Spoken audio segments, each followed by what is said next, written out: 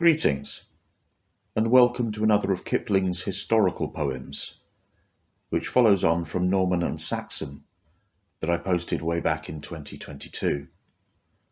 This poem deals with the story of King John giving his reluctant assent to the Charter of Liberties known as Magna Carta at Runnymede in 1215. As usual, there will be notes after the poem, and of course, don't forget to subscribe, like, and share.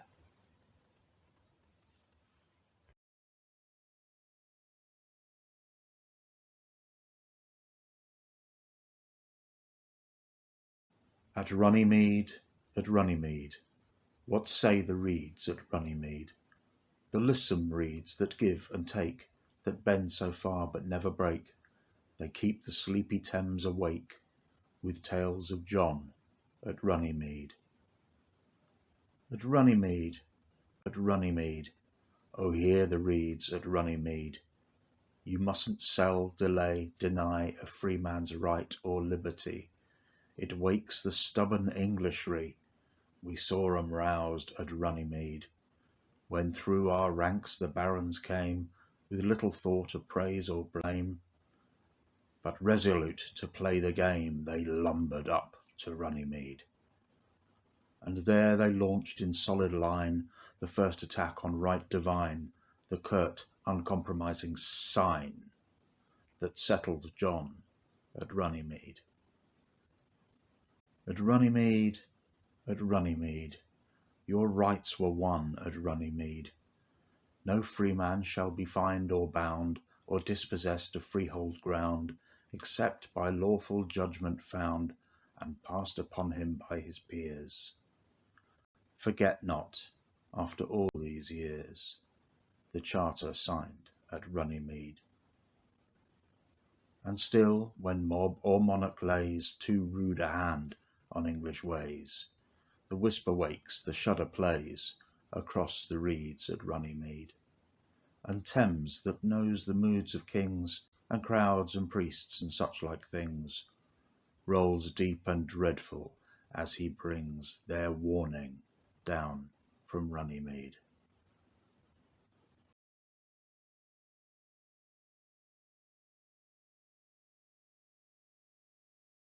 This poem is another in the series written for A School History of England in 1911.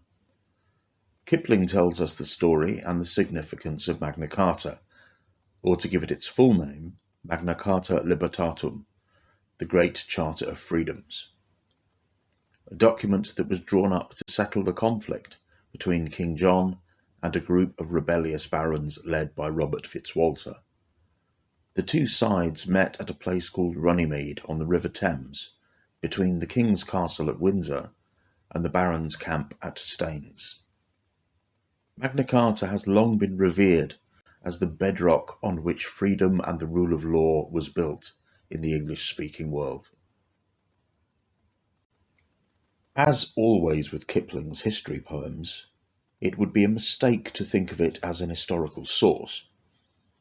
Kipling was a poet, not an historian. For instance, John did not actually sign the document. This wasn't really done in those days. He assented to it by having his great seal attached.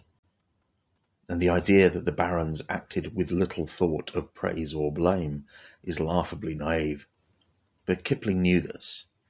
He was not writing history, he was illustrating it, painting a picture with words and evoking the idea of Magna Carta.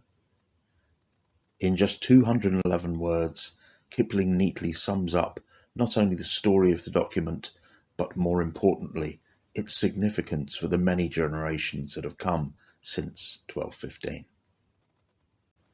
Critics rightly point out that the 1215 Magna Carta was never actually enacted. War broke out between John and the barons soon after the meeting at Runnymede. John died the following year, and his son came to the throne as Henry III. New revised versions of Magna Carta were issued in 1216, 1217, and 1225. There was more argument and armed conflict. The first English Parliament was held in 1265, and it was Edward I, son of Henry III and grandson of King John, who finally wrote Magna Carta into English law in 1297. Despite all of this, it was still that powerful image of King John being compelled to accept limits to his power on the banks of the Thames in 1215 that made the original Magna Carta a potent symbol of freedom for the English-speaking people that Kipling celebrates in this poem. I will give the final word on Magna Carta to the late, great 20th century lawyer and judge, Lord Denning. The greatest constitutional document of all times, the foundation of the freedom of the individual against the arbitrary authority of the despot.